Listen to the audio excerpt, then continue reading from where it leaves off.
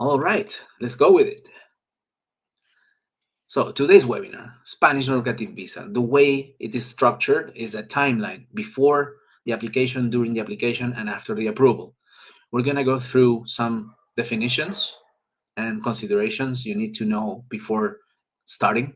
We're gonna talk about the consulates, BLS, the company that some consulates outsource their services, the difference between being a tourist and resident, the different residency types, tax considerations with a focus on capital gains tax in case you're planning to sell your home, non-lucrative visa eligibility and requirements. We're going to go through the list of requirements and documentation, and the most important ones we're going to go in depth. Then we're going to see how it looks from a timeline perspective, the timing, when you have to do what takes longest, what is more difficult, the application process, and then after the approval, how you have to arrive to Spain or the different possibilities, the renewal process, long-term residence after 5 years, and potentially becoming a Spaniard, and maybe if you want to go back to work, transition to work permit. Disclaimer here, the content of this webinar is for information purposes only and is not legal advice. The requirements listed here are not official. Please check your specific consulate's requirements or BLS office requirements. Now, my name is Bruno Bianchi Sarcone. I run Spainguru.es. We have been here since 2014, so for 10 years, and the objective is facilitating the relocation process for English-speaking foreigners to Spain since 2014.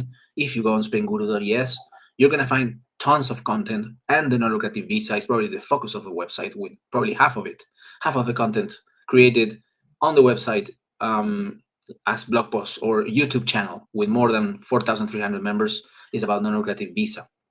So if you plan to do it yourself, it definitely is a very important resource, in my opinion, or a very interesting resource.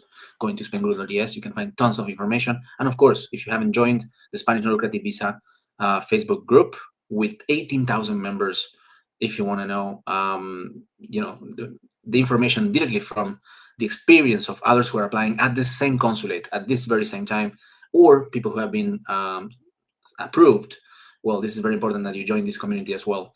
If you plan to get professional help, of course, you can find my recommended partners on Spainguru.es. You can find immigration experts with a ton of experience in the consulates in the US and the UK and anywhere else in the world. Tax advisors, definitely you need to know what to expect when planning to move to Spain. Non-lucrative visa compliant health insurances. If you go to Spainguru.es, you can get in touch with brokers, with exclusive agents who will only offer you compliant health insurance policies, medical certificates in the UK and issued by Spanish doctors, sworn translations accepted in all the Spanish consulates, apostille services in the UK and in the US, and peripheral services like bank accounts. You're going to need bank accounts when you arrive to Spain, or when you're doing currency exchange. You're going to need platforms to change your dollars, your pounds into euros, money transfer services. You can all find those on Spainguru.es with discounts, and also property rentals if you want to rent properties in Spain as well, and even mortgages if you plan to buy. All that and much more than 100 resources recommended by Spainguru, personally vetted by me on Spainguru.es. Now, enough about Spainguru. Let's go with the presentation. What is the Spanish non-lucrative visa? This visa is for non-EU citizens who can financially support themselves and who don't need to work in Spain. I underline in Spain.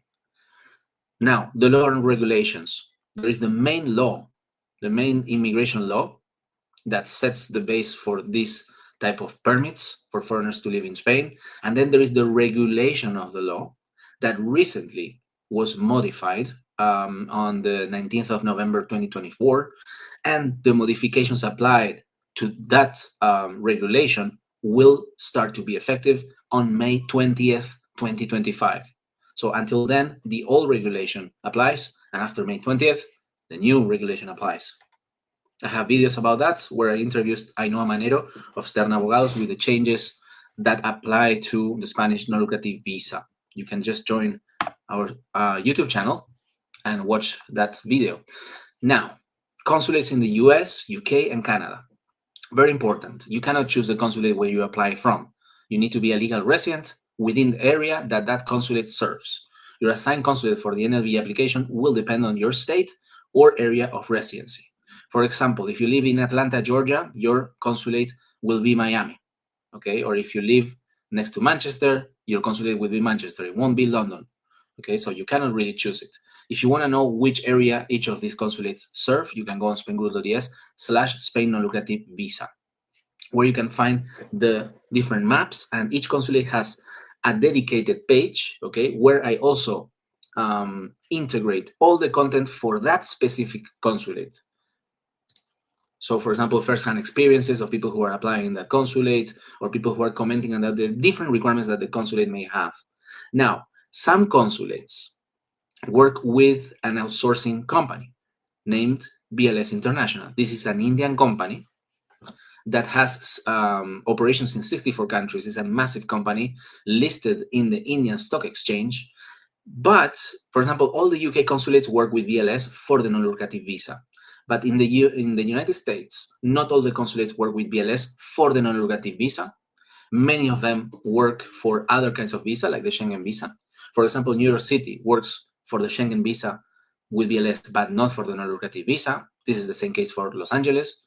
And Miami, it does work with BLS International for the non-lucrative visa. So this is something that you have to have very clear, because you will be dealing with BLS International if they have been appointed for the processing of the non-lucrative visa. So whenever I say, when I'm talking about the specific consulate, for example, I say Miami consulate, in fact, I'm talking about Miami BLS office, because you will have to request an appointment with them. You will have to submit the documentations to BLS International in Miami, etc., etc. In the UK, every consulate works with BLS International. Now, visa requirements for Spain. Tourist visa eligibility. British and US citizens can stay in Spain and other Schengen countries for up to 90 days within a 180-day period without needing a tourist visa. This is a rolling period. You can't be more than 90 days. Some nationalities will require a Schengen visa to enter as tourists. For example, the Philippines. Now, what is the general visa requirement for Spain? Non-EU citizens who plan to stay longer than 90 days in Spain must secure a visa, which can be temporary or long-term. The non-lucrative visa is a temporary visa or residency. Now, what is the difference between visa and residency?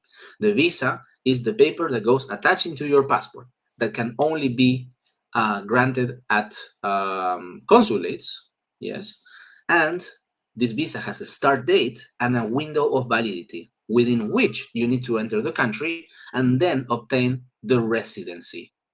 Okay, so really, the non-lucrative visa that you obtain is valid for 90 days and then it expires. Once you are in Spain, you are officially required to obtain the residency card called TIE.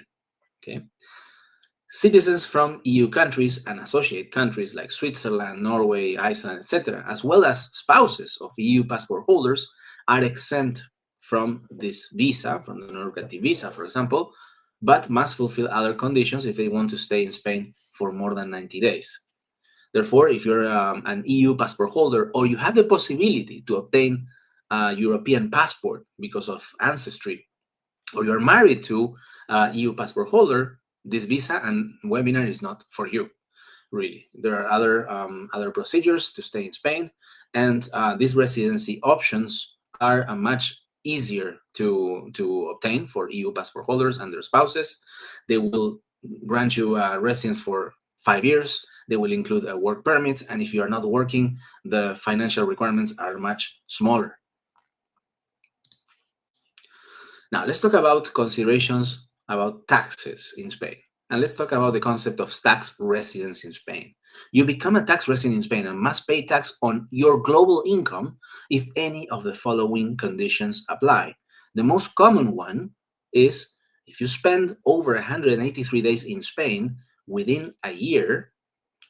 Days do not need to be consecutive. Okay, so you need to spend more than 183 days physically in Spain within a calendar year from January 1st to December 31st, okay? And it doesn't matter which status. For example, if you enter at the beginning of the year as a tourist, and then you go back to your country, you get a Spanish non-lucrative visa, and you go back to Spain in the second half of the year, and the addition of those two stays are over 193 days, you're a tax resident in Spain, okay? Now, the second condition, your main economic activity or primary income source is in Spain, regardless of time spent in the country. And the third one, if your spouse or minor children are permanent residents in Spain, even if you are there less than that period of time of 183 days. So any of those conditions would make you a tax resident in Spain, and therefore you would have to file and pay taxes in Spain for your worldwide income. Now, let's go through the list of the NLV documentation. This is a summary. Always check your official requirements in your consulate or VLS office if applicable. First of all, they will ask you where you're going to live in Spain. Okay, this is the address in Spain. Now, depending on the consulate, how strict they are, it will be enough to tell them, oh, I plan to move to Madrid, for example, or Valencia province, or Malaga province.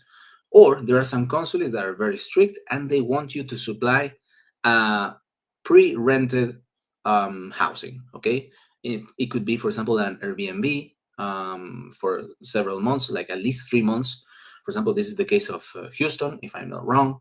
The case of Boston, for example. So depending on the consulate, you will have to even provide a rental contract or a temporary rental contract to fulfill this requirement.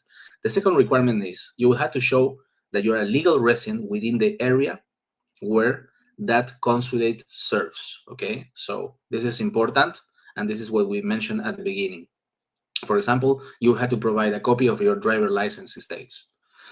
Then, prove sufficient financial means to support yourself and, if applicable, dependents without working. Okay, we're going to talk about that in detail.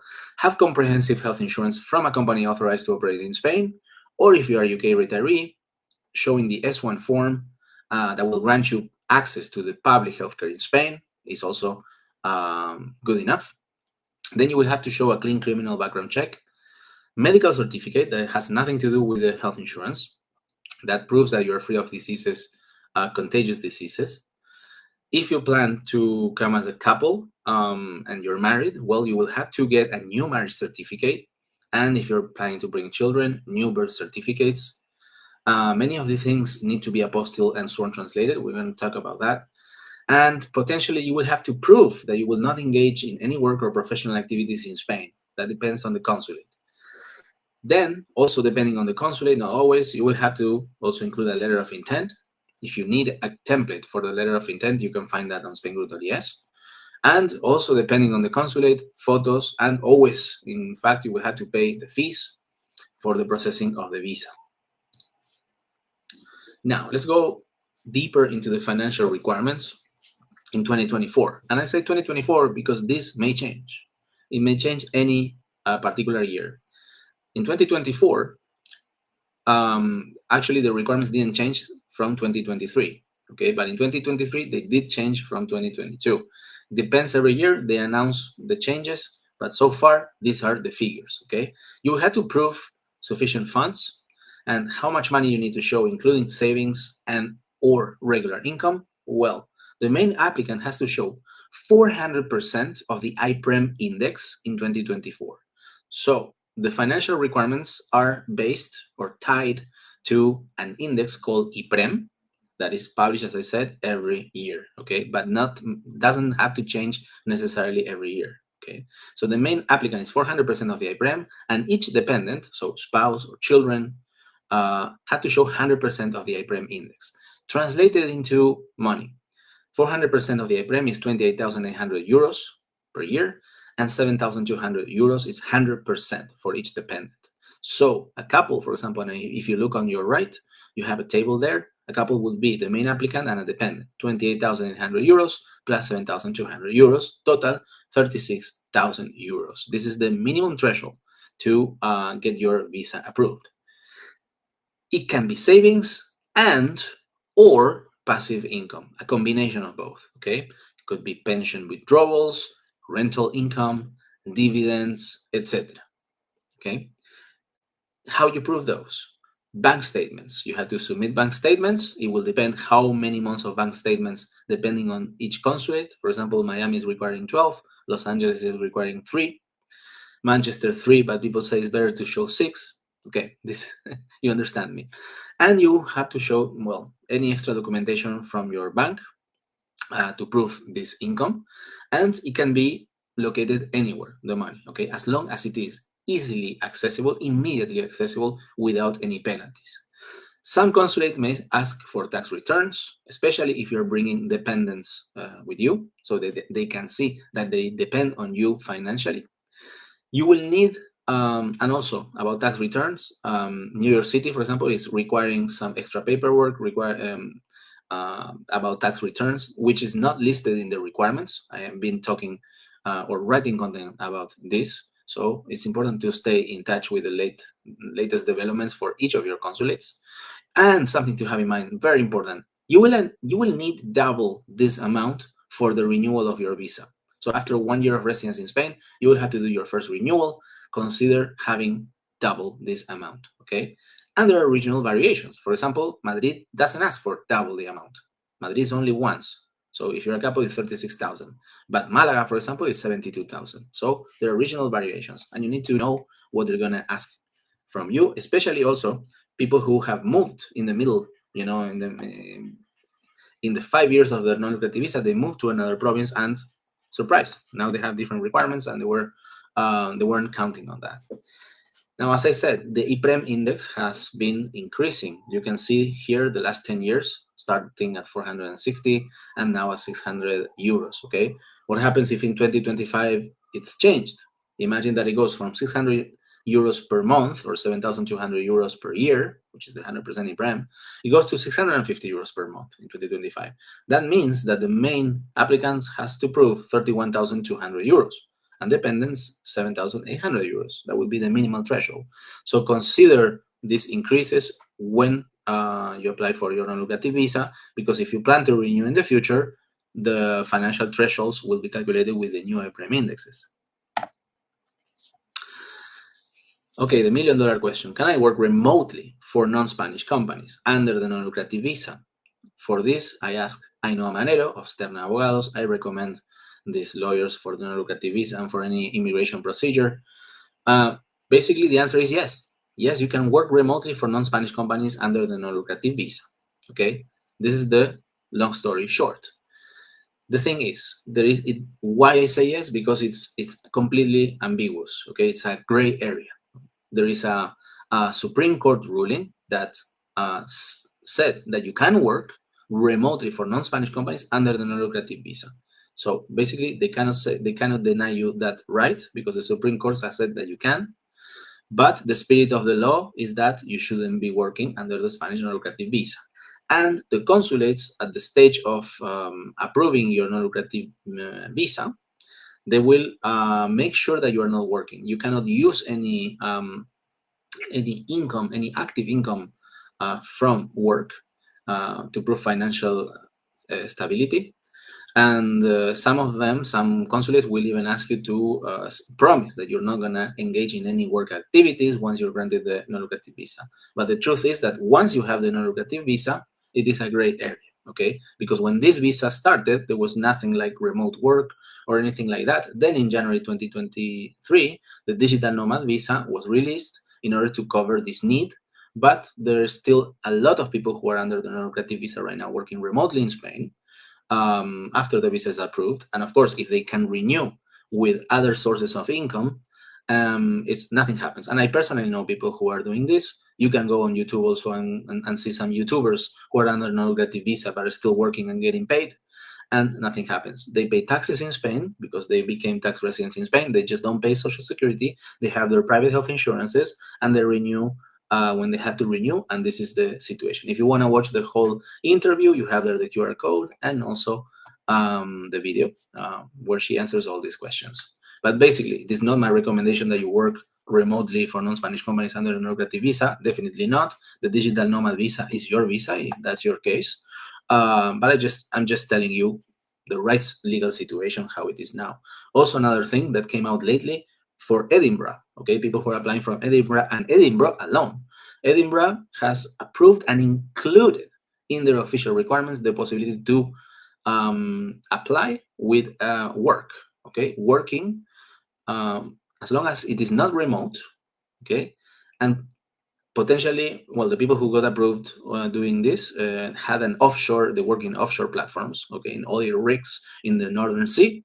But as you can see, this is just to showcase the differences between the consulates and how crazy those differences can be. But basically, in Edinburgh, long story short, as you can work and get approved for the non-lucrative visa with conditions, of course. Yes, and you can see here the first screenshot is their official requirements, and they're talking about those who want to keep their job in the UK while living in Spain. So very crazy. Of course, this only applies for Edinburgh. Now let's talk about private health insurance requirements. Okay, unless you are in the UK retiree, you have to bring a private health insurance. Okay, very important. Not every policy is compliant. What are the conditions to be compliant? There cannot be co-payments or reimbursements.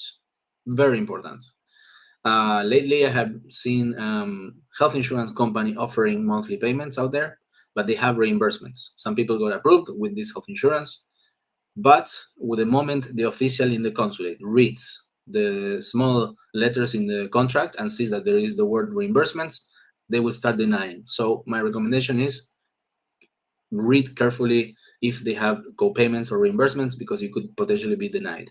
Another condition is that there shouldn't be any waiting periods. You should be covered from moment zero, the moment in which you set your foot in Spain, and full coverage geographically in all the territory in Spain, and also for all the different types of medicines. Okay, you should be covered 100%.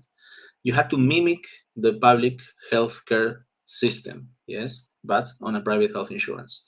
It is common that you have to pay everything in advance for a full year, because this is what the health insurance companies need in order for them to issue the certificate of coverage in Spanish that you will need to apply for the Spanish non-lucrative visa. No company that I know will issue this certificate of coverage without paying a full year in advance. Okay.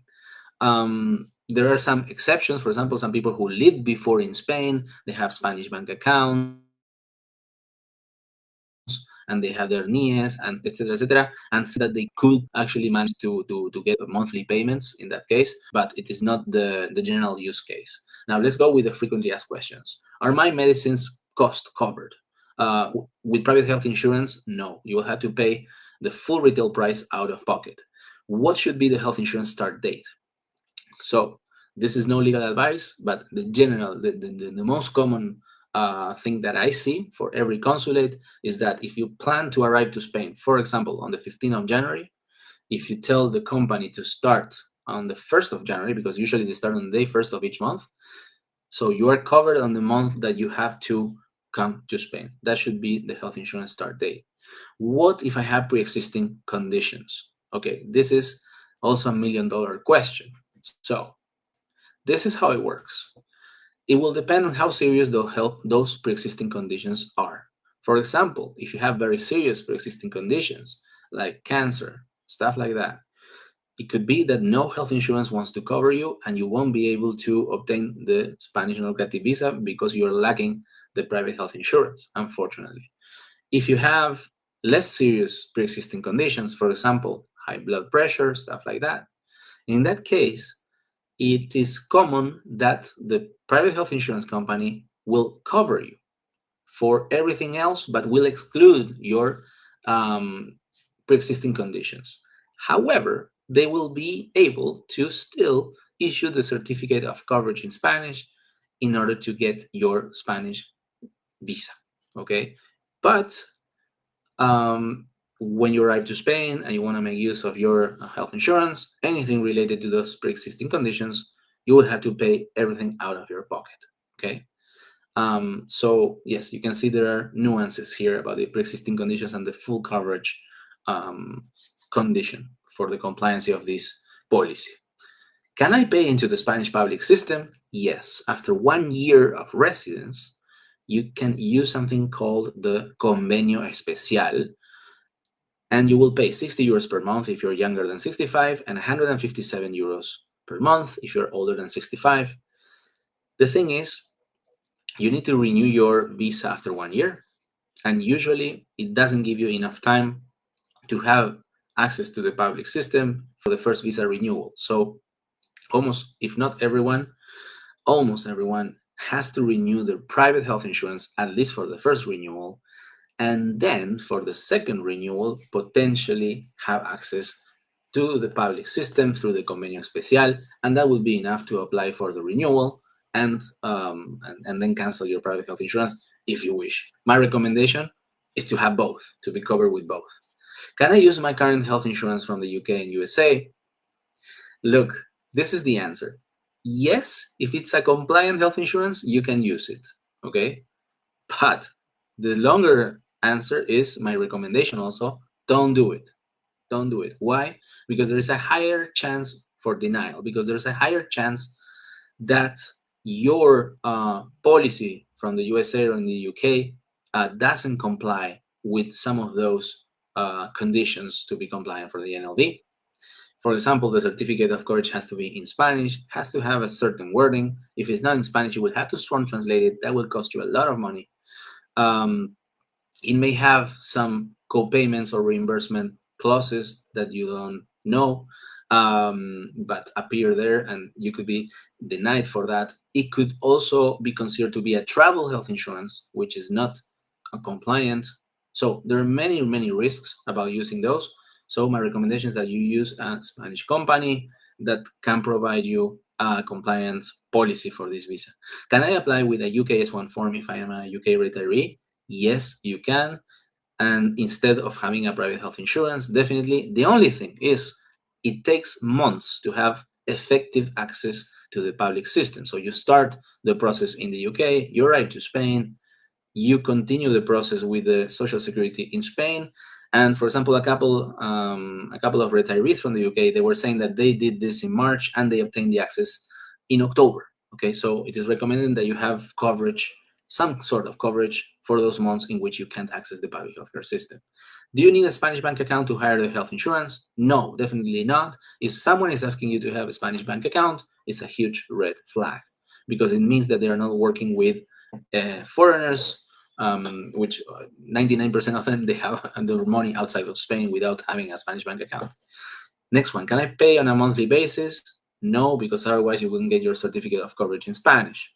Can there be reimbursements? No. Will I get a refund if I'm denied? I just added this, and this was also a very hot topic the last 2 weeks. So the refund if you're denied the visa, it will depend on the policy that you have. Okay, so it is very important that you discuss this with your broker, with the company that you're hiring from. What is the clause? What is the refund clause? Some refund clauses will say, we'll give you back 100%, no question asked. Okay, some clauses will say, we'll give you back 100% only if the visa is denied because of the health insurance, or we'll give you 50% back. Okay, or we'll not give you anything back. So it is very, very important that if refund policy is important for you, you discuss that with your broker, agent, or company that you're hiring from. Okay, this is very, very important. What are the top companies? Let's see at the next slide. There you are. I don't have any preference for any of them. Okay, these are the top companies. Adeslas is by far the biggest one, probably the most famous in Spain. That has double the amount of policies than the second one. But any of the other ones, any of the companies are good. Okay, ASA, Sanitas, Asisa, Salus, AXA, DKV, Caser, Mafre. When you're trying, let's say, when you're choosing your health insurance company, their level of service vary according to the region. Okay, and especially if, for example, you have problems, certain kind of problems, and you need a certain kind of doctors, maybe you should check in advance what is the cuadro médico, they call it. What is the coverage of that certain type of doctor in the area where you are moving to? Okay, if you want to be, go very deep into how to choose the health insurances, then it is important that not every company is the best in a specific area. The level of service just changes from region to region. Okay, or when you're choosing a city where to move to, maybe the cities that have more hospitals, obviously, etc., will be on the top of the list. And if you want to know more, I have interviewed Diana Colomer of Hidea. It's a very important broker that can offer you via Spainguru compliant non-lucrative visas. Health insurance for the Spanish visas. where I ask the top 30 frequently asked questions about the health insurances. And there you have the QR code if you're interested. And of course, if I'm going too fast and I have something missing, just send me an email to hello@spainguru.es anytime. And I'm gonna be very, very happy to connect with you and send you any link or at least point you in the right direction. Now, let's talk about the medical certificate. As I said, this has nothing to do with health insurance, completely different story. So this certificate has a 3 months validity period, okay? And most documents, they have a validity window. So you have to submit the documents when they are valid. So this is very important. Timing is crucial here. USA and the UK. The best thing you can do is to use a template provided by the consulate where you are applying. That template of the certificate has the right wording, okay? And if it's a good template, it also comes in Spanish. As you can see there, top part is in English, the low part is in Spanish.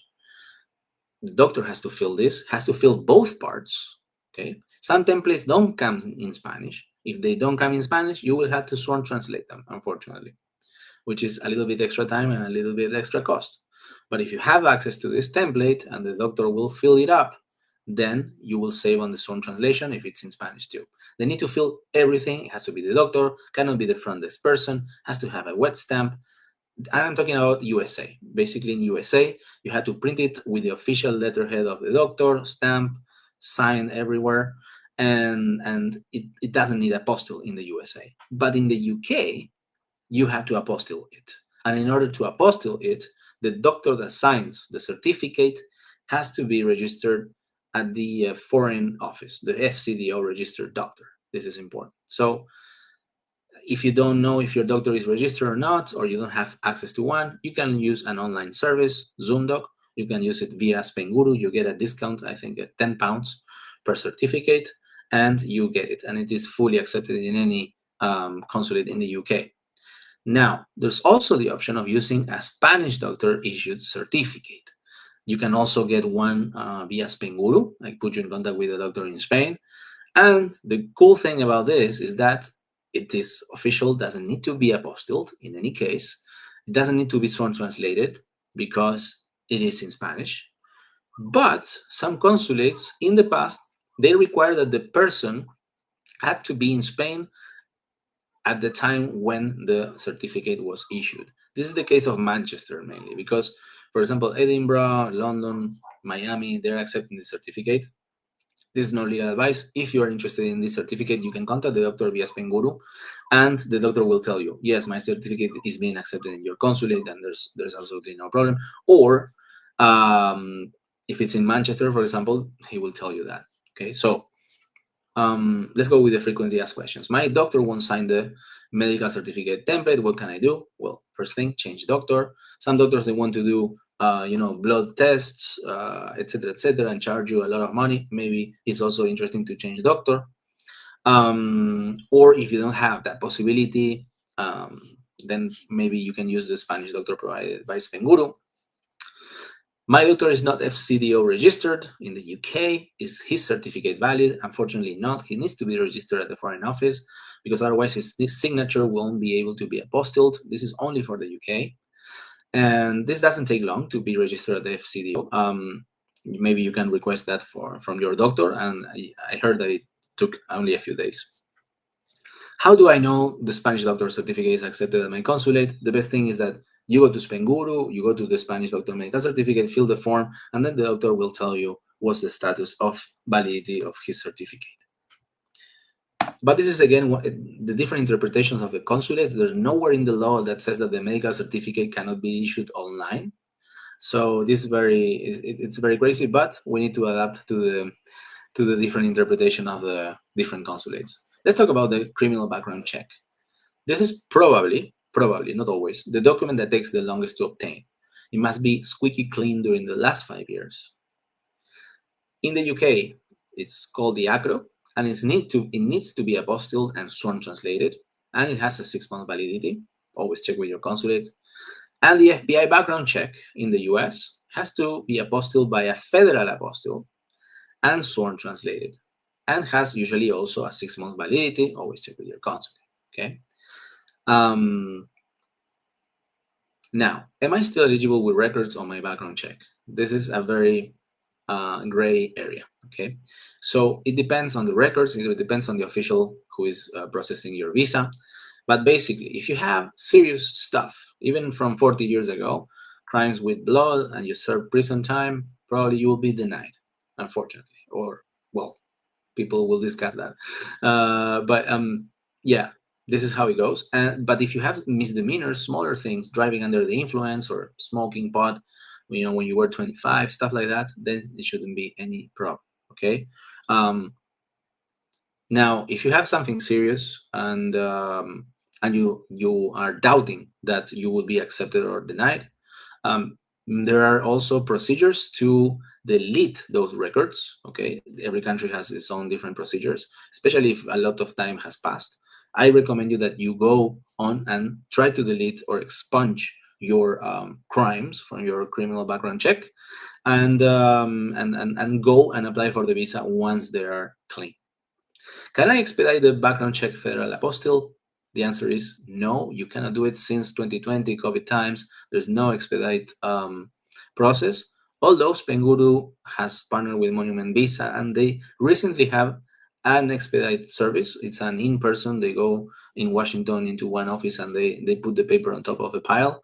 And it is more expensive, but it takes just a week to get the federal apostille versus the 3 to 4 weeks that takes the normal apostille process. Can I not rise the background check and use a state apostille instead in the US? No, don't do that. People have been accepted in the past doing this, but not anymore. It's always federal apostille now. Where can I have my fingerprints taken in the US? You have two options. You can do it at home. You put in an official piece of paper, and you put your fingerprints with wet ink and put it in an envelope with some money and send it to the FBI, or you can go to channelers that will scan your fingerprints. What if my fingerprints are illegible in the US? If you have this problem, you can send me an email and I will send you some solutions.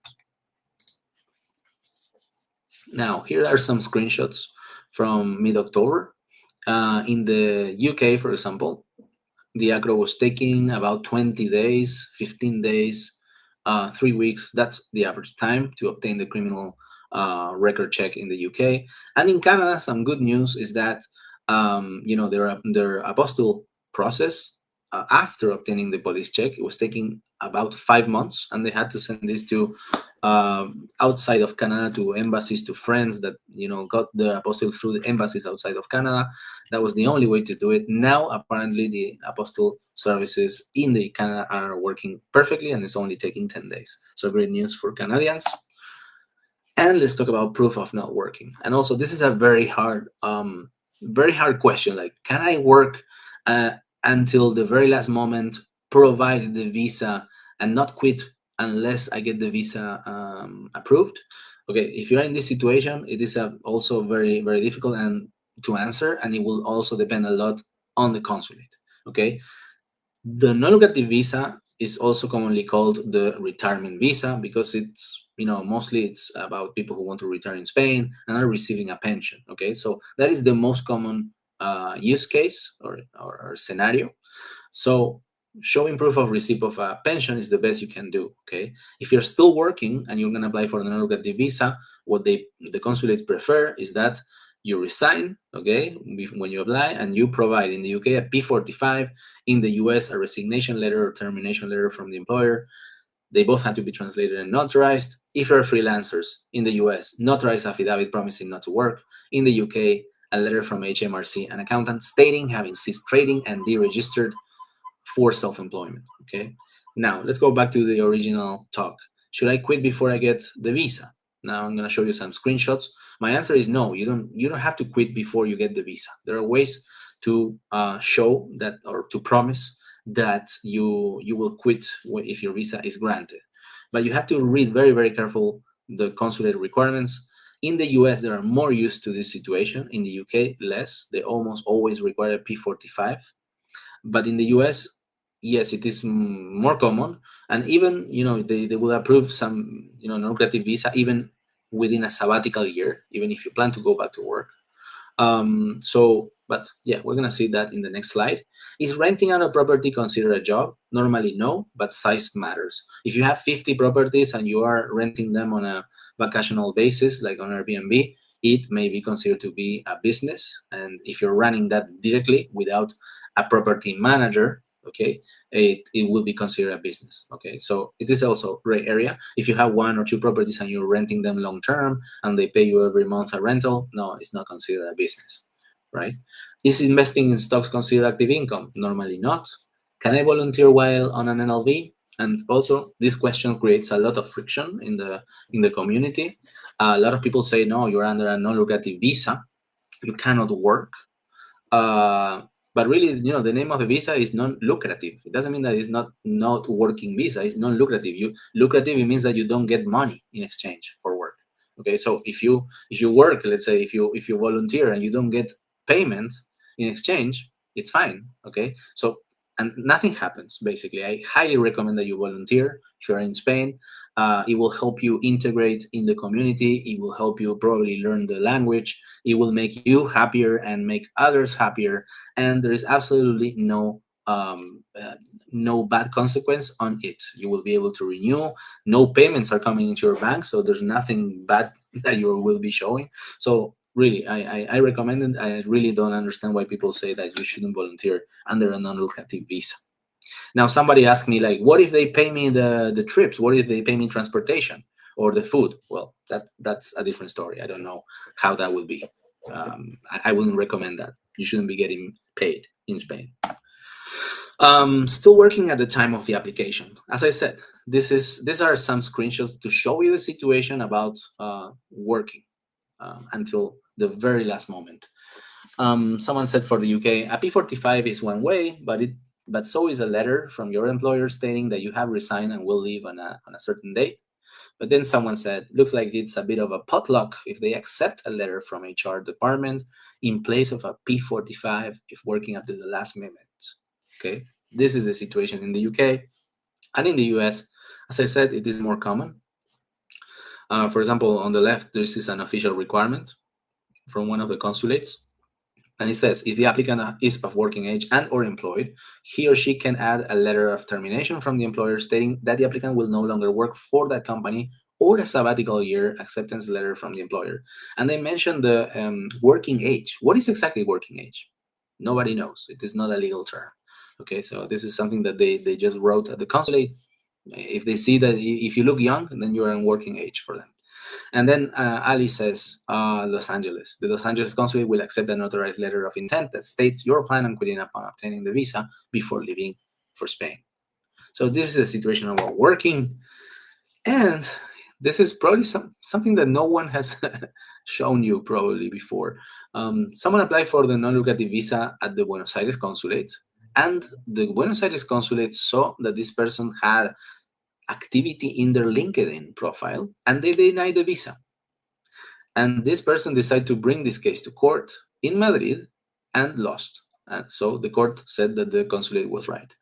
So as you can see, it can be extremely, extremely crazy. I don't know what sort of activity was showing in LinkedIn, but this was the case. So if you plan to apply for this visa, the consulates can be extremely, extremely strict about any clues that you may be working or plan to work. Now let's talk about marriage, birth certificates, and non-married couples. Married couples need a valid and updated certificate, marriage certificate, that has a 6-month validity, usually. And before I said that the criminal check was probably the most difficult and the one that takes longest, but the marriage certificate or birth certificates can be long also, especially if you were married somewhere else. For example, I have an interview to a couple who applied in London, but they married in Trinidad and Tobago.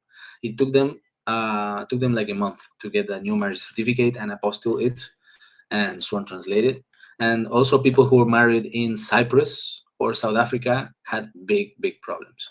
But if that is your case, send me an email and I will send you the links with the potential solutions for that. And the same is the case for children. If you plan to bring children, you will have to get new birth certificates. So you also have to apostille them in their place where they were born and sworn translate them. Now, non-married couples can also apply because Spain also recognizes de facto couples or pareja de hecho or legal partnerships, but you have to have proof that you are a couple. So the best way to prove the relationship is to show that you are legal, that you have a legal partnership. If in your country that is a thing, it normally should be accepted. Okay, but sometimes you've been together without marrying many years, and you don't have the legal partnership. Okay, maybe you can show that you have children together, that you have joint accounts, joint rental contracts, property deeds. All those will make the case to show that you're a couple, and potentially you will be able to apply. This also depends on the consulate, how strict they are about this, and otherwise, the potential solution is that you apply as two main applicants. Unfortunately, of course, the financial requirements will be more difficult. And these documents will need to be apostilled in the country that issued them and sworn translated. Okay. What about adult children and ascendants? Adult children are all the children that are over 18 years old. They will need to prove that they're financially dependent on you, and you have to prove that they're part of the same family unit. So you have to prove that they're single, they're not married. And you can also potentially bring parents, okay, ascendants that are financially dependent on you. This is about that. So if you're in this case, I can always send you information to your email. Now let's talk about sworn translators. We have mentioned sworn translator a lot of times already.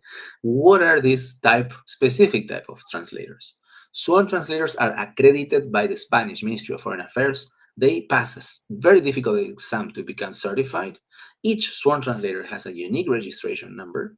Their translations are accepted by all Spanish legal institutions or official institutions, including consulates. And the translations are done remotely and signed with a legally valid e-signature, and no physical mail is needed, right? So you scan the documentation that you want to sworn translate, you contact a sworn translator, you get a quote, you accept the date to finish the job, and then you get the scan with the e-signature, and you print that and you send to, or you provide or submit to the consulate. That's how you work. You don't need to have a sworn translator in England or in the USA or in Canada, wherever you are. No, you can do all this remotely. In fact, if you go to Spainguru.es, you will find recommended sworn translators that are extremely used to all the documentations related to the non-lucrative visa. Frequently asked question: can I use any translator from the American Translators Association? And my answer is no, absolutely not. And I mention this because in Miami, they put the link to the American Translator Association, and it has nothing to do with the translators that are sworn, that are accredited by the Spanish Ministry of Foreign Affairs. Don't get tricked by this. I don't know when they're going to take off this link from the official requirements, but yeah, definitely only use sworn translators and not just any translator. Can a sworn translator work with several language pairs? No, they can only work with one language pair: English, Spanish, German, Spanish, etc., etc. How much do sworn translations cost? Usually for the type of documents that you will need for the Spanish non-lucrative visa, it will be around 40 euros per page. Of course, it will depend on urgency, etc., etc. How much, what comes first? Apostille, then sworn translation. Long story short, and what every lawyer will recommend you is that you obtain the document, then you send it for apostille, comes back with an apostille, and then you send the document and the apostille to the sworn translator, and you sworn translate everything, and that's what you supply to the consulate. Okay, and some people will say, wait, in my country the apostille comes in 3 languages: in English, Spanish, and French. The thing is that the Spanish part doesn't contain all the content that is in the original document. So if the official that is reviewing your case had a bad day, they could just say that the sworn translation is missing. But a lot of people don't do it, and they're accepted. But you see, it is a little bit of luck. Now, if you want to know more and the answers from lawyers, I have interviewed Ainhoa Manero and Sofia Mejail from different law firms that I recommend on Spainguru.es. You can find those interviews, more than 30 questions about non-lucrative visa, on the Spainguru's YouTube channel. And before we go to the next session, remind you that you can ask any question there on the chat on the bottom right, and just add always a question mark so I can recognize it as a question at the end. And if you think that this interview is worthy, that the information that I'm sharing is useful, I would be so grateful that you left a Google review. You can see that button there on the top if you want to leave a Google review at some point before you leave. Thank you so much. Let's continue. And now let's talk about during the application. Application process. All family members must apply. So if you come with children, spouse, all of them, they need to fill the forms and pay their fees, and potentially, and almost for sure everywhere, get their own appointments, each one of them, okay? In-person application and or pickup. Many consulates have this. Some consulates work only by email or a combination of both. This is the case of Houston, or for example, San Francisco. Usually they work only by email, but only 1 month ago, they started to receive applications also in the consulate. The non-lucrative visa will grant you a 90-day window to arrive to Spain. So the start of the visa starts a window of time of up to 90 days in which you should arrive to Spain. Now, common mistakes to avoid: not checking the specific consular requirements, okay? This is very important. You read them in English, in Spanish, and if they have appointed BLS office for outsourcing services, you also should read the requirements for BLS. Possibly, if you can go to the consulate physically, sometimes they have papers, on the walls, with some extra requirements. This was the case of New York. People were required extra stuff like that. So yeah, the best thing is that you read all the requirements very carefully and make sure to not miss anything. Wrong or expired documents. For example, you could potentially apostille something that is already expired. That doesn't make the original document expired. You could potentially sworn translate a document that is expired, but that doesn't make it valid. Be careful with that. Wrong chronology, starting, for example, with a medical certificate that has only a validity of 3 months, and then leave the longest things for the end, right? The police check, etc. Okay. Or in some consulates, getting the appointments, it is extremely difficult. So people start trying to get the appointments before or at the same time that they're gathering their documents. So this is why it's so important to join Spainguru's community, the Facebook group, because you can actually understand how long it's taking for everyone to get these milestones. Obtaining a wrong health insurance, it also happens. A non-compliant health policy, okay, with reimbursements, for example, or basically not get a compliant health insurance. Make sure to work with someone who does this every single day. In Spainguru, I recommend only brokers and exclusive agents who don't charge you extra price for this. You will pay the same if you go directly to the company. And they're used to do, I don't know, if not dozens of health policies per day. I'm very close. So work with the best ones and the ones who are used to this. Say that you plan to work, or you don't show enough proof that you are not going to work. This happens. I interview a lady in New York City, and she said that the first time she was denied because she proved that she was not going to work, but they didn't prove it enough for her husband, so they were denied. And they were considered to be in working age. Okay, so they weren't convincing enough. And then, lucky them, they could prove it, and they got approved at the second chance.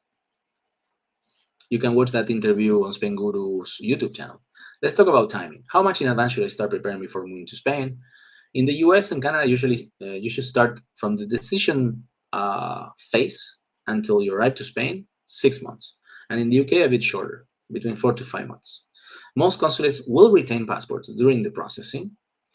US applicants can get a second passport quite easily if you need to travel. But in the UK, it's different. In the UK, you have very specific conditions to get a second passport, and not everyone can. And definitely, processing a visa is not one of the conditions. But BLS may allow UK applicants to keep theirs if they make a case to keep their passports. Okay, I have also several articles and of people who shared how they did it. And some consulates will use prepaid envelopes or in-person visits to pick up the passport. If you're applying with your family, normally you would have to pick up the passports all together. You cannot just like go one of you. All the family has to go back to the BLS office or consulate to pick up their passports. And now, how long does the process take? Let's look at the breakdown. The doc's preparation between 2 to 3 months, attending the appointment when there is an appointment on the third month, wait for approval, normally 2 months. I have interviews of people that took only 13 days to get their visa approved, but the maximum should be officially 3 months. Potentially, consulates may require you extra documentation, and they will only grant you a 10-day period for clarifications. You can choose visa start date in a 90-day window from the application date. We're going to see a chart now or an image that shows you visually how this works. And officially, you will have 30 days to obtain the TIE or residency card at the police station in Spain, which will be valid for 1 year from the day that you enter Spain, normally, unless you did things differently. We're also going to talk about that. Now, this Spainguru community member said, you can ask for the visa to be valid for up to 3 months in advance. However, the difficulty I found was finding a health insurance company who would work that far out, as most only do 2 months in advance. And right now, I'm not sure that any health insurance company, this was in July, now we're in December, any health insurance company will actually delay the start date for 2 months, even paying more. So this is also one reason why you should work with an experienced broker that understands how the non-lucrative visa process works, and is not just thinking about selling you a policy, because they will recommend you what to do in order to be right for the appointment or for the paperwork submission. Okay, I know this is very noisy, but I couldn't find it any other way to make it clear. Imagine that you submit your papers on letter A, submission date. You will be able to choose in the submission paper, in the form, a start date of a visa, and that start date could be up to 3 months in the future. Okay, imagine that you choose B. Okay, you choose the date B. Then imagine that before that date, date B, you get your visa, and the consulate has decided to start your visa exactly on the date that you chose. So from the start date of the visa, you have a 90-day window to enter Spain. Okay, imagine that you enter before those 90 days end, you enter in letter C. Okay, and then from letter C, you have officially 30 days to get your TIE or residency card from the entry date. And then you remember that for renewal, you have to renew after 1 year of entering Spain under the visa validity period, and the renewal can be done in a period of time that ranges from 60 days before the expiration date of your TIE card and up to 90 days after. Okay. Now, how does the application process looks? This is general, okay? And it will depend on the consulate as well. First of all, find your assigned Spanish consulate. Find the consulate that serves your area of residence. Then, very important, check your specific consulate's requirements. Check if your consulate uses BLS for NLV application. All UK consulates and some US consulates use BLS. Then collect the necessary documents and check their validity periods. For example, FBI background check or ACRO in the UK. This would be probably the ones that take longest. Then obtain the medical certificate that has a 3 months validity. You will have to apostille and sworn translate many of these documents. Then you will have to sort out private health insurance, or if you're a UK pensionist or retiree, using your S1 form to access public health care in Spain. Then book an appointment with your consulate or BLS office. Be careful, because not all consulates require an appointment. And also be careful, as I said just before, some consulates have a big problem with the appointments. Okay, so people start this at the very beginning even. So take this with a grain of salt. Then you will attend the consular or BLS appointment in person, if applicable, if it's not by mail. And once you submit the documents, you will wait for the notification if there was no requirement for extra documents for 10 days. And then you will collect the visa, or they will send you the visa in a prepaid envelope, depending on the consulate. Again, you will collect the visa and you will travel to Spain, maximum 90 days from the visa start date. When you arrive, it is it is important, let's say. It is not absolutely essential in some cases, but very important to obtain the padrón o empadronamiento. You will have to register your address in the city hall of the city where you will be living, because many police stations will require this in order to request the residency card or TIE. Let's go back to taxes, and specifically capital gains tax. There are ways to avoid filing and paying capital gains tax in Spain if you plan to live to sell your property before arriving to Spain. The best way to do it is to time the moment of the sale and moving to Spain. Selling your main property and becoming a tax resident in Spain within the same year could result in CGT liabilities on the gains not reinvested in Spain. For example, common strategy: sell in December and move in Spain in January to fall into separate tax years, avoiding Spanish CGT on your property sale. Now, about planning your move. For example, if planning to move in August and stay less than 183 days for that specific calendar year, you won't become a tax resident in Spain immediately, and you will avoid CGT in Spain for that year. Okay, you will potentially have to pay it in your origin country where you sold your properties, but not in Spain. Plan your non-lucrative visa application considering previous stays during the same tax year of your intended arrival in Spain. Don't forget that if you were in Spain before as a tourist, also counts. What counts is your physical presence in Spain during a calendar year in Spain. There are CGT mitigation strategies as well, like reinvesting the sales proceeds into a new property in Spain can potentially mitigate CGT liability. And for main residences, individuals over 65 may have specific allowances to reduce CGT exposure. And there, as you can see, from January 1st to January 1st, there is one tax year that starts. Okay, so this is how you select the tax years. And these are the most common strategies to sell, the two different ones. The first one is during different tax years. So you sell your property in the first tax year, and then on the second tax year, you get your visa, you move to Spain, everything is fine. But you were not a tax resident when you sold the house. And the second strategy, you need to count the days because it happens all in one specific tax year. Just make sure that you spend less than 183 days in Spain. So you would move to Spain after the 2nd of July. Of course, if you haven't been in Spain any single time during that same tax year, because that will also count towards the 183 days. If you want to know more about taxes, I have so much content about taxes in both my YouTube channels and on the website. And of course, if you want to know anything, and just send me an email to hello@spainguru.es, and I will be very happy to point you in the right direction. Now, let's talk about after approval. Living in Spain on a non-lucrative visa. First of all, arrival to Spain. You have two ways to arrive to Spain. Either you arrive from outside Schengen, you will get a passport stamp, or now if they release this new method, it will be like a screening your face and eyes and everything. It will count as a passport stamp. But basically, you come from outside Schengen into Spain, and you will get a stamp that says you enter this day. Now, sometimes you don't come from outside of Schengen. And first of all, I didn't mention Schengen is a 28-country European country group with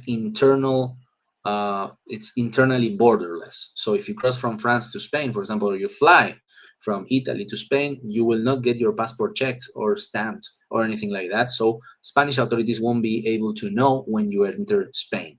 And this could be a problem, okay? So if you come from inside Schengen, for example, you drive your car from the UK to Spain, you will get a stamp in France, but not when you enter from France to Spain.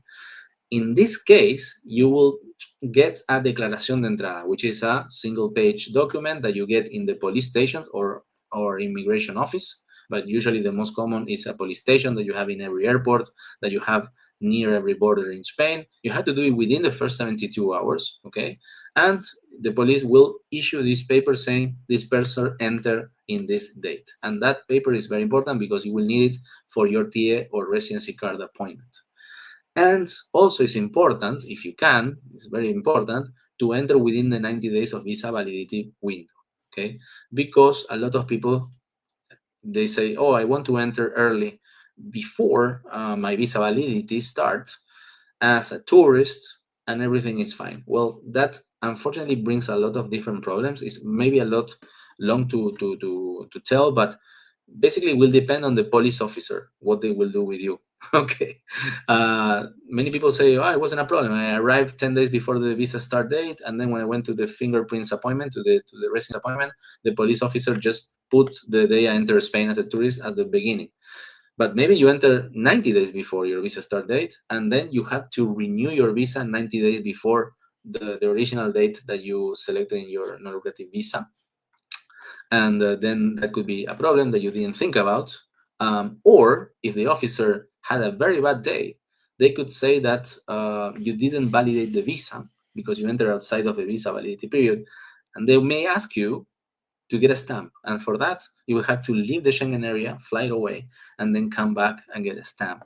And this provided that you still have visa validity days, because usually appointments at the police station take a long time to get, so probably you run out of them.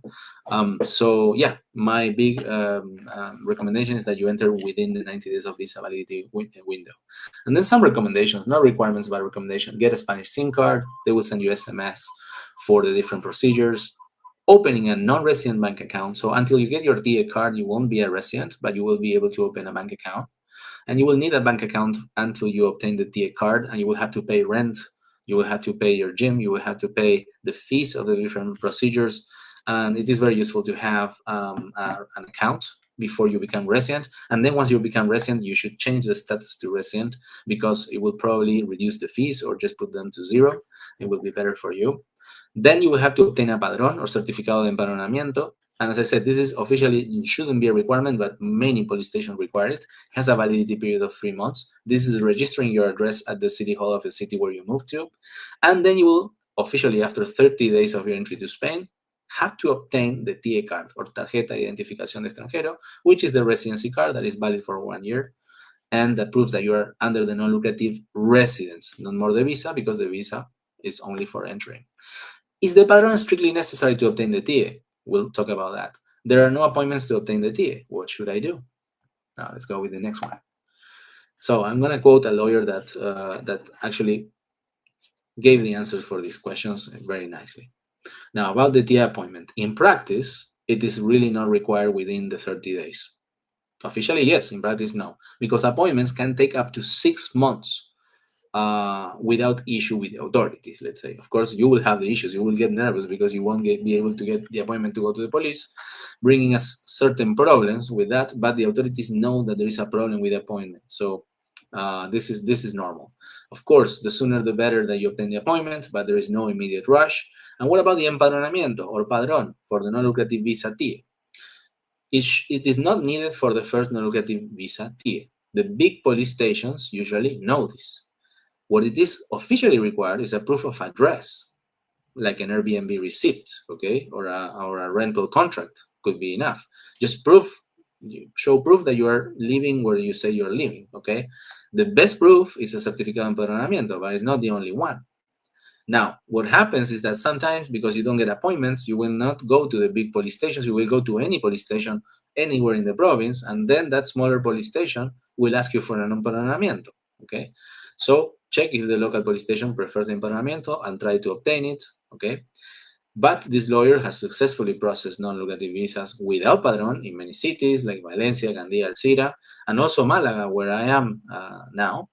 They don't ask for certificado de empadronamiento because it takes a long time to obtain it.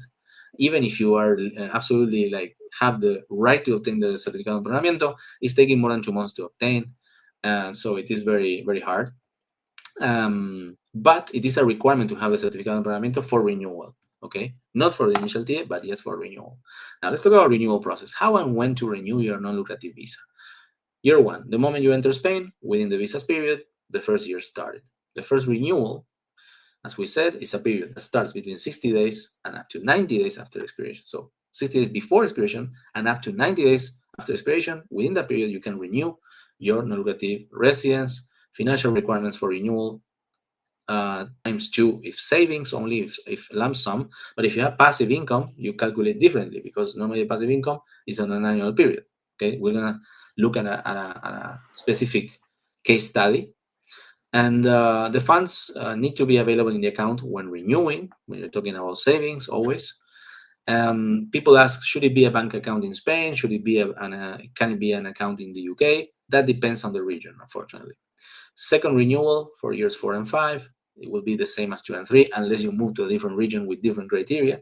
And then after 5 years, you will be able to get the long-term resident, also known as permanent residence, which is much better than non-lucrative residence. But you have to comply with certain requirements. You cannot be outside of Spain more than 10 months in the previous 5 years before applying for the long-term residence. Now, let's talk about the renewal process update with the changes that will be effective starting May 20th, 2025. Renewal period remains fixed at 2 years each. There were a lot of talk about maybe extending this to 4 years. Even the Spanish ministry said this on a video, but then they kept it at 2 years, which is great, much better than 4 years. 183 days minimum stay a year requirement. Visa holders are required to spend at least 183 days per year in Spain to qualify for renewal. This aligns with the Spanish tax residency rules, meaning applicants would become tax residents. But listen this very well, there is legal ambiguity about this requirement because the 183-day rule is currently only included in a bylaw or the reglamento that was just modified in November, and not the main law. And the Supreme Court ruling indicates that it must be in the main law to be fully enforceable. Presently, many NLV holders are still renewing without meeting the, until now, 180 days requirement, and after May 20th, 183 days requirement. So it is a very legal ambiguous point, the minimum stay of 183 days that they want to enforce from May 20th, 2025. Now, let's look at a case study for renewal process. Financial requirements. We said that for a couple, you need main applicant 28,800 euros plus 7,200 euros, total 36,000 euros for a couple.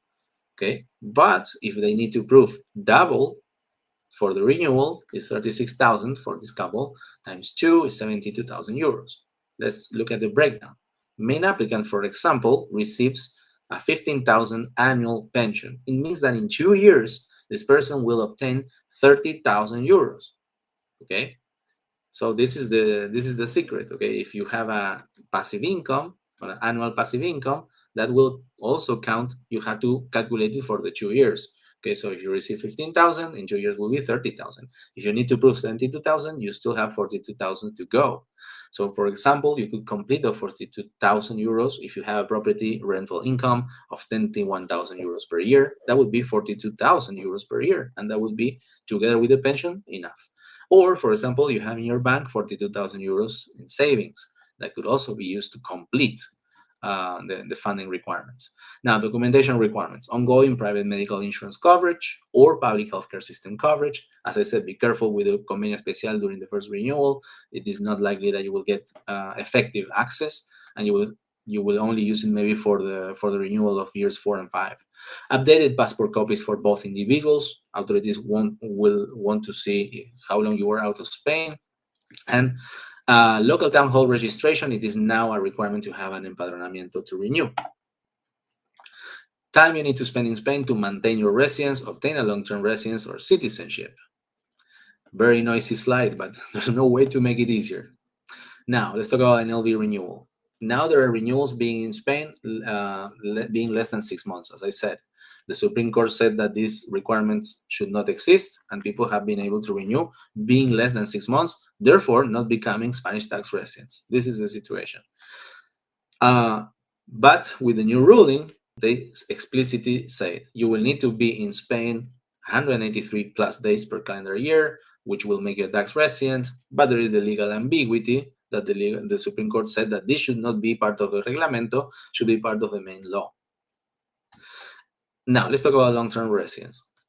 You cannot be outside of Spain more than 10 months in 5 years to obtain it. If not, imagine that you had to be more than 10 months in 5 years, you could potentially apply for another 2-year non-lucrative residence renewal, a third renewal called extraordinaria, that not all regions will let you. For example, in Galicia, they don't let you do an extraordinary renewal, but other regions, they allow you in order to comply with this minimum stay requirement in order to obtain the long-term residence.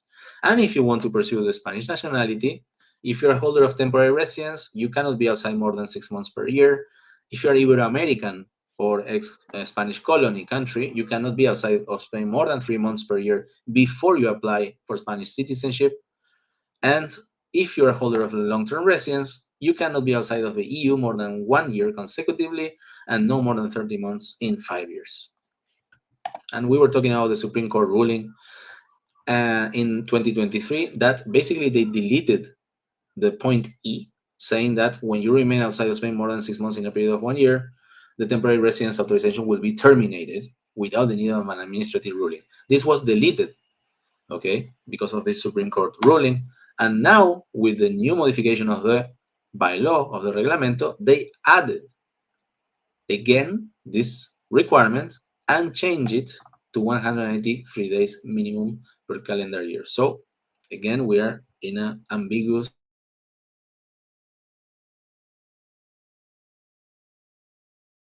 comply with it and you will not have any headaches, but I am sure there will be legal problems because of this. These are the words of Ainhoa Manero, which I made an interview about this.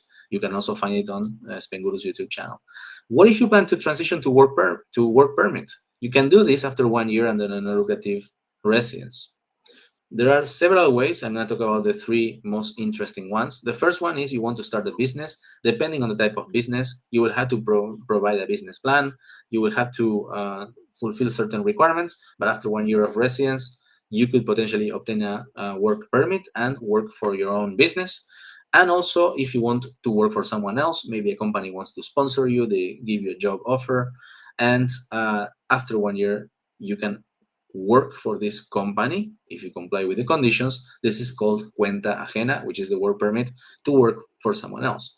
And potentially, you can also transition from non-lucrative residence to digital nomad visa, which is very controversial because digital nomad visa requires that you have been working for at least 3 months on a remote basis, which is against the non-lucrative residence requirements. But they're accepting this transition without problems.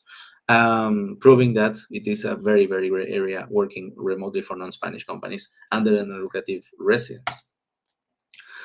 Now, pathway to citizenship after living in Spain on a non-lucrative visa. Most countries, you see the map there, all the countries in gray, they need to be in Spain legally residents for 10 years before they can apply for Spanish citizenship by residence.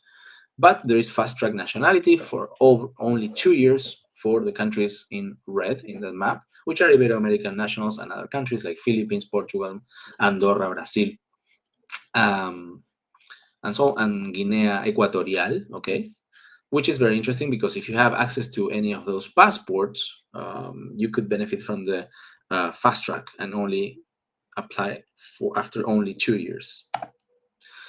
Now, again, for the people who weren't at the beginning, what Spainguru can do for you. And before we go to the question and answer session, if you go on Spainguru.es, you will find tons of content about the non-lucrative visa. You have specific dedicated pages for the consulates in the US, UK, and Canada that consolidate the specific content, blog posts, and first-hand experience for each of the specific consulates. So I highly recommend you going on Spainguru just to stay informed.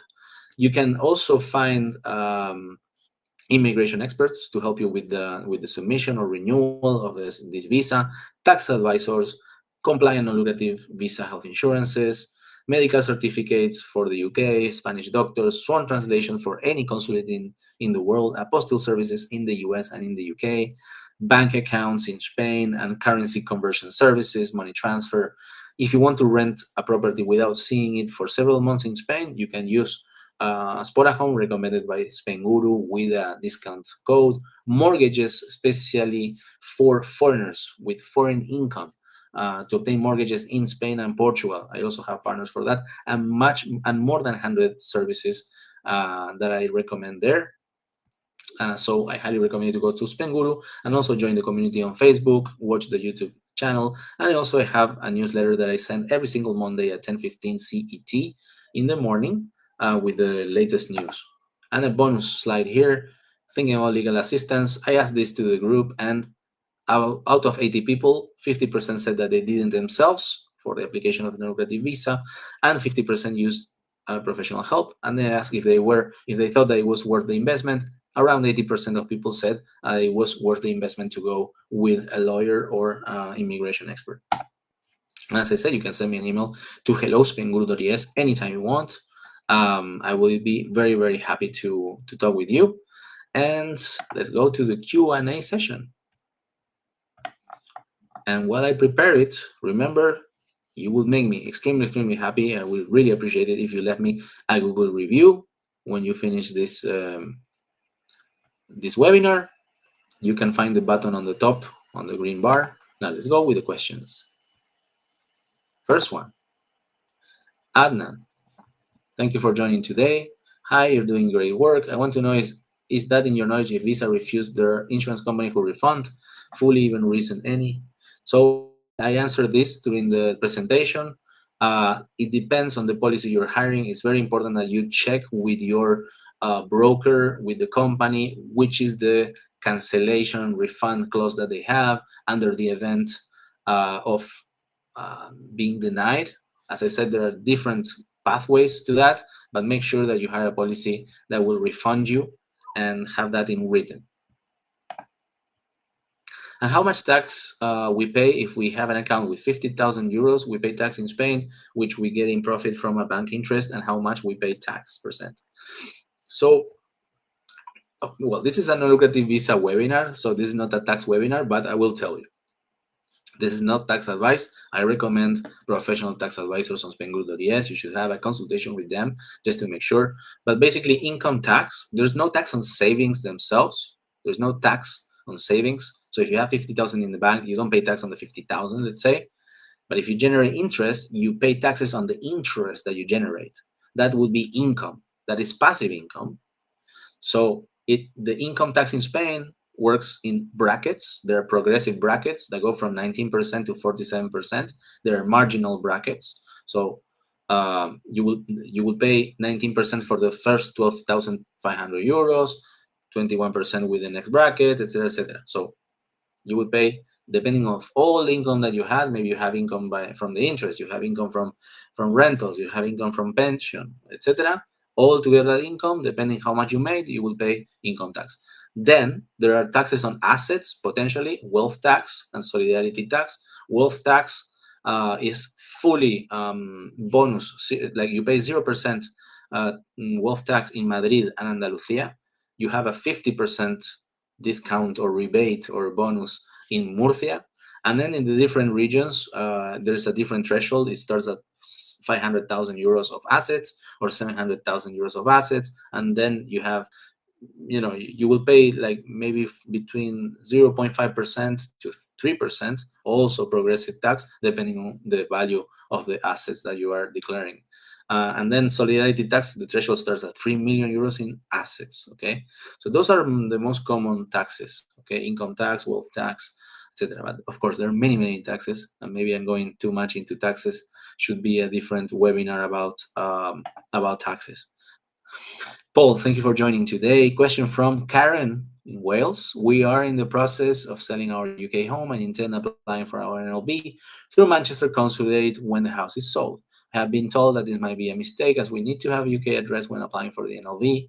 We have plenty of addresses for post if needed, but potentially no address will own at the time of our application, our driving license, etc. Any ideas on maybe a problem? We already own our house in the Malaga area and spend 90 days. Look, if I don't know the answer to this question, it's because of my bad memory, honestly, because I've seen people in the group asking this. You're not the only one. You're not the first one who sells their home, and you're a little bit on the road in different areas. I think people receive their notifications in friends' houses. Don't quote me on this. There's no legal advice. The best thing you could do is join the Spanish Facebook non-lucrative Facebook group and ask the community for people who are in Manchester, and ask specifically for the people who are in your situation. I'm sure there are a few that can answer you what they did. Right now, in the top of my mind, it tells me that it doesn't have to, you don't have to be the owner or renting the place where you receive the notifications physically. Okay, you can just put basically any address, but that could be wrong. So sorry if I cannot answer it right now. join the group and ask, and let's see what the people say. I will be very interested to see the answers. Jeffrey, thank you for joining today. For U.S. citizens, does Social Security apply as passive income, even if you haven't started to draw on it yet?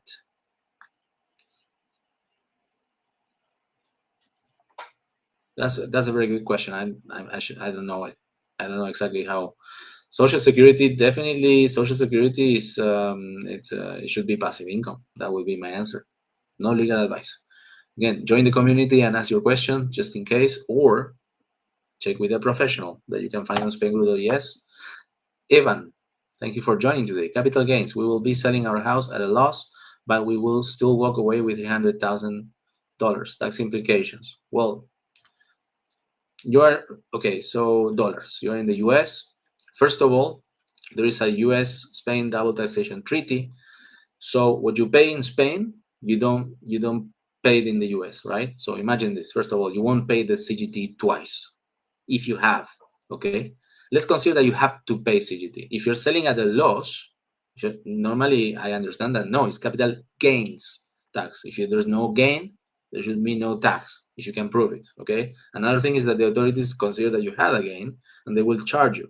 Now imagine that you are a tax resident in Spain at the moment in which you sell. Okay, and Spain says, oh, you should pay capital gains tax. You pay capital gains tax in Spain, and then with that you paid in Spain, you will use it to credit for your tax payment in the US, okay? Which usually will be much less, so you will not pay any CGT in the US if such is the case. Jeffrey, if you need to provide a rental contract to get the visa, what days should the contract be for? You don't know when you will get the visa, so how do you select a date? That's an extremely good question. That's an extremely good question. There is no answer to that. Just the experience of people who were approved and what they did. But you will have to take a chance with that. Unfortunately, that's my feeling about it. Okay, join the community and ask everyone about that. How about 5 years cancer free, Evan? You will have. I guess you're talking about the health insurance policies. You will. The best is that you shop around, first of all, ask for quotes, non-binding quotes, and then ask to fill a medical questionnaire. You will disclose your pre-existing conditions, and then you will get back an answer from the broker or the exclusive agent or the company, and they will tell you the level of coverage that they will give you and the possibility to give you the certificate of coverage for your visa application. Evan, background check. We have been in Ecuador 2.5 years. Will we need from US and Ecuador? I think you need to provide background checks from the last 5 years, wherever you were. So you will have to provide both. And if you're living in Ecuador, you will apply from the consulate in Ecuador if you're a legal resident there. The documents issued by Ecuador are in Spanish and don't need to be sworn translated. Okay, that's important. But they need to be legalized. They need to be apostilled. Okay. Tamara, thanks for joining today. I'm in San Francisco, single and 60 years old. My daughter is 23 and graduating with BS in Spain. With BS in Spain. I don't know what BS is. Sorry for that. But anyways, I'm wanting to apply for a master's program, business school, I guess, in Spain, but not sure if the school will be where I plan to live in Malaga. Would I include her as a dependent on my NLB, or should she do student visa completely separate? Dependents on an NLB can study. Okay, this is a possibility, or she could do also a student visa completely separate. I think I would ask an immigration expert about this. What are the implications of those two options, or if there is another option? Who knows? Yes. I'm sorry I cannot give you right now an answer to this. Ivan, how do I prove I'm not working if I'm living on savings and investments, non-pension yet? Well, you just show your statements, you show your bank accounts, and you write a letter of intent where you will explain your financial situation, and that should be it.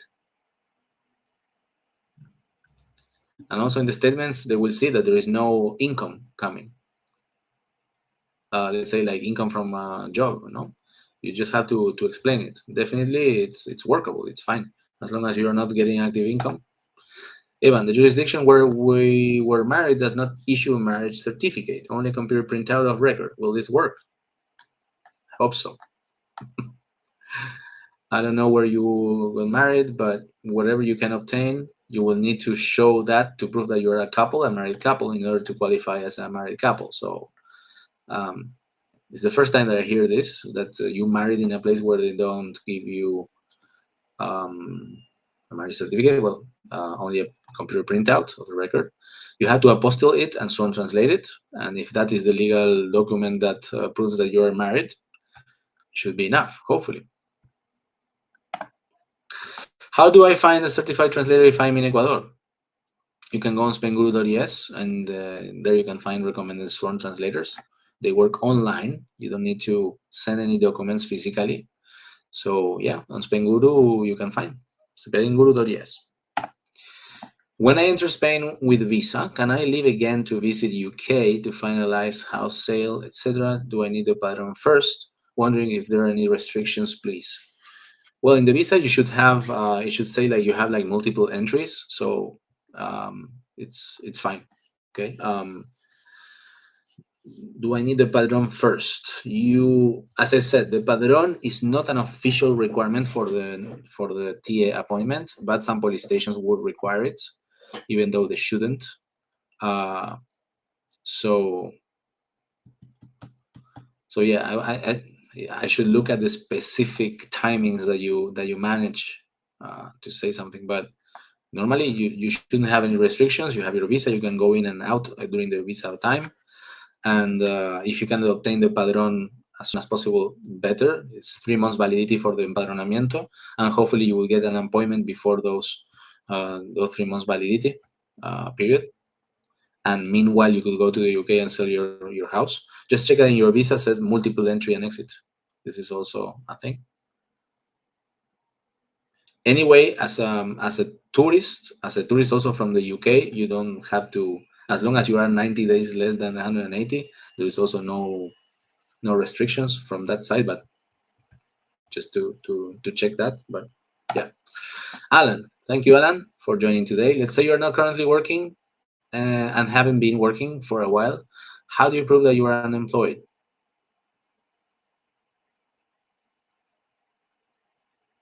How do you prove that you're not unemployed? I think all this, I believe, like there is no certificate for unemployment unless you have it, no? But I don't know exactly how you would prove that you are unemployed. Okay, it's just like you show your bank statements, you show the movement of the money, and they can see that you are not getting any salary. So basically, you explain that situation, and that should be enough. And as long as you comply with the financial requirements. In San Francisco, and I plan to visit in January to determine where I want to live. So I will apply for the NLV in February. I will list my home. So be careful with the tax year, okay? I will list my home after approval and anticipate 300K to reinvest into a home in Spain. If I want to reserve some cash, 150K, can I put a large down payment and qualify for a mortgage on an NLV? Well, I would recommend, first of all, that you check with a mortgage broker. You can find mortgage brokers on Spainguru.es and explain this situation to them. And they will tell you what are your possibilities to get a mortgage in Spain. Obtaining a mortgage in Spain depends on many different factors, not only the money that you bring, but also your age, your situation, different factors. So yes, definitely talking to a broker is important, and you can find them on Spainguru, and they give you a free initial consultation. So yeah, definitely you should do it. Alan, if you're trying to get citizenship after 2 years under Ibero-American agreement, what is the limit of how long you can be out of Spain to meet residency requirements of Spanish? It's 3 months. You cannot be more than 3 months per year outside of Spain before applying for Spanish citizenship as an Ibero-American passport holder in 2 years fast track. Ivan, any requirements specific to Granada that we should know about? No, I don't know any. Any specific requirements about Granada?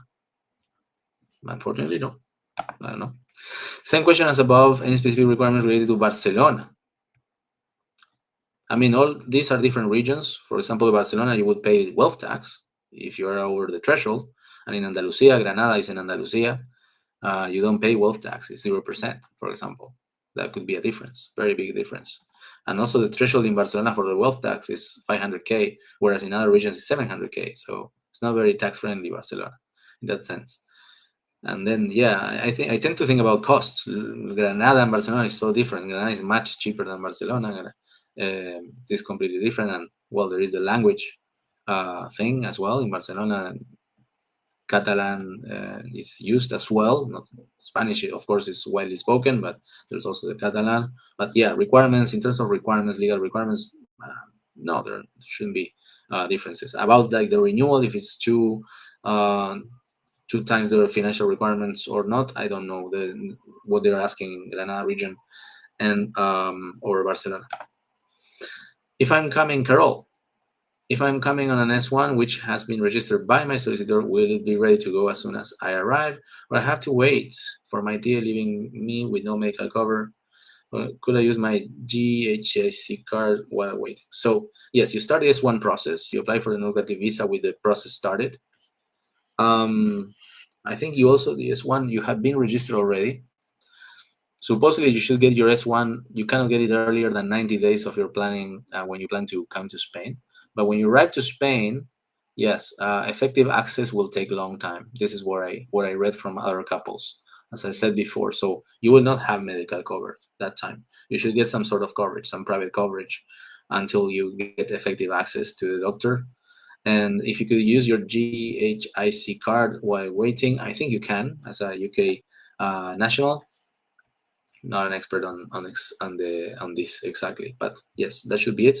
And these are the sort of questions that will be useful that you join the Spainguru Facebook group, because other people are or were in your situation and can answer you. Alan, so for work visa sponsorship, it has to be a Spanish company.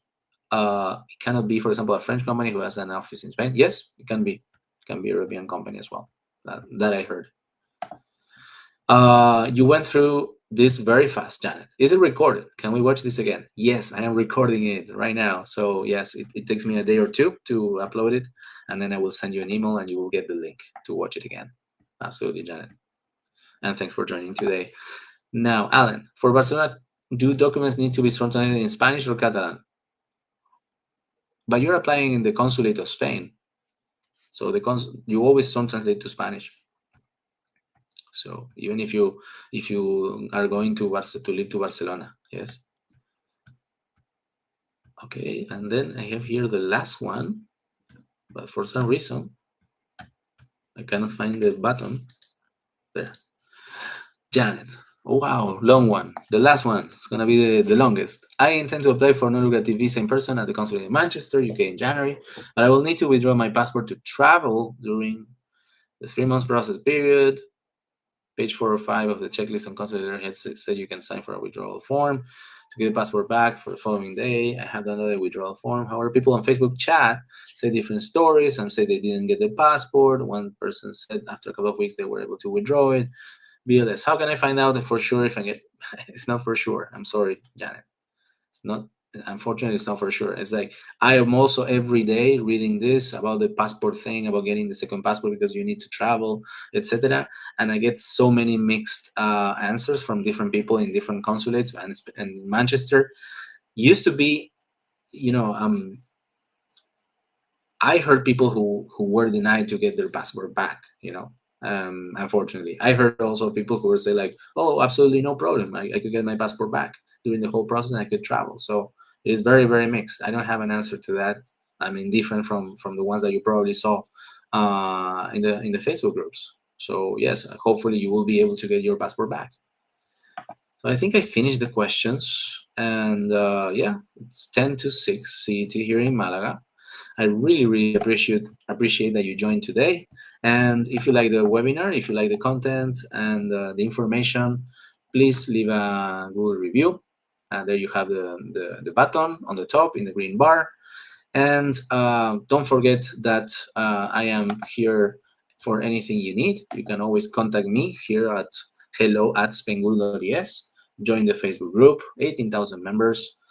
Watch the YouTube channel and join the newsletter that gives you a summary of what has happened in the last month. Let's say there's always a delay in between when I generate the content and the questions and everything and when I publish in the newsletter, but it is useful to be part of it. And if you don't like it, any of the things, it is absolutely free. If you don't like it, you can opt out anytime.